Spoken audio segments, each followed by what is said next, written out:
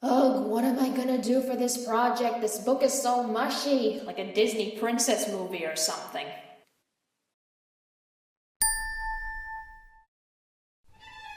The Luxe by Anna Godberson. The setting: the wealthiest part of Manhattan, 1899. Once upon a time, there were two wealthy, aristocratic sisters. The elder was a beautiful, upstanding, well-mannered, graceful, virtuous, proper, popular young woman who was the talk of all society. Fortunately, she died. That's how the prologue opens. The funeral of Elizabeth Holland, who was only 18 and died 4 days before her own wedding. Tragic, isn't it?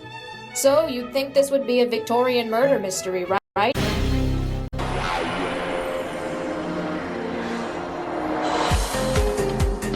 Wrong. It's a love story. Love, I'm doing this for love.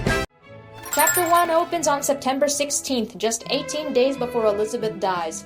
She's at her best friend Penelope Hayes' party, being proper and graceful and beautiful as always.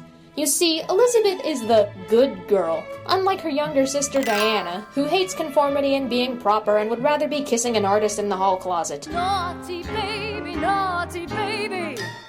Penelope, Elizabeth's easily jealous best friend, is in love with a guy named Henry Schoonmaker, who loves partying with women, and drinking. Well, Henry's father is tired of him tarnishing the family name, and it turns out Elizabeth's family is all out of money after her father died, so their parents arranged for them to be married.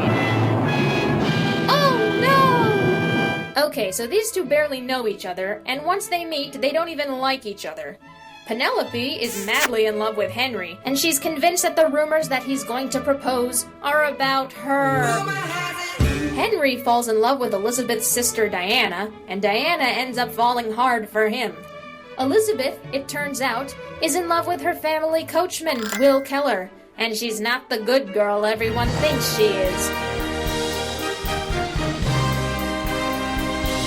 But her personal maidservant, Lina Browd, is also in love with Will, and she's not happy when she finds out he's in love with Elizabeth. And then when Will finds out she's engaged, he's brokenhearted. He moves out west, leaving Elizabeth feeling sad and alone, knowing that she can't go after him. So let me get this straight.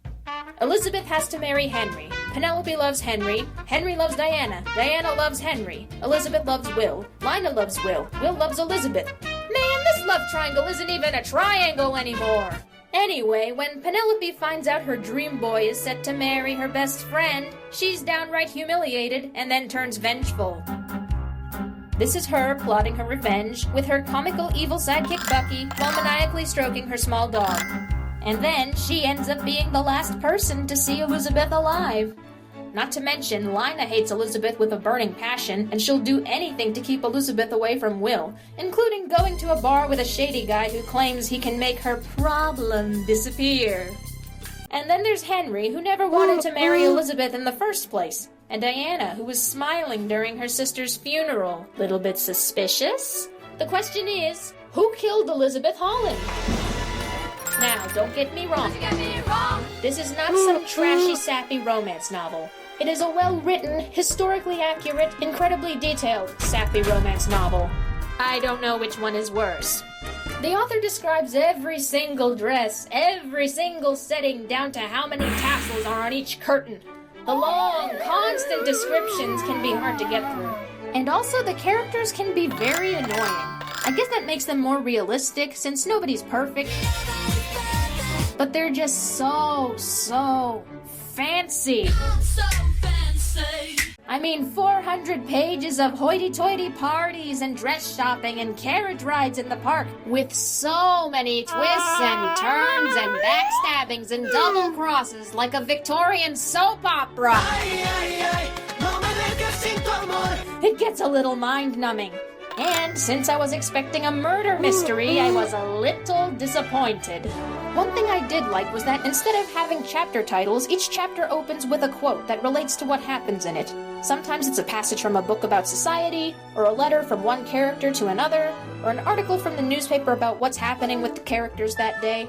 I'd recommend this book if you like romance, historical fiction, and pretty dresses. If you spend your time locked in a tower waiting for a prince to rescue you, or if your name is Jay Gatsby.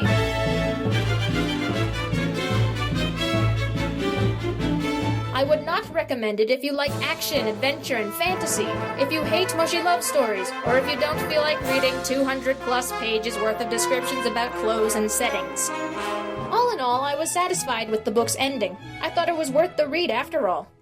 Then I found out this is the first book of a series. Yeah, worth reading through, not worth continuing. I don't think I could handle any more frilly dresses.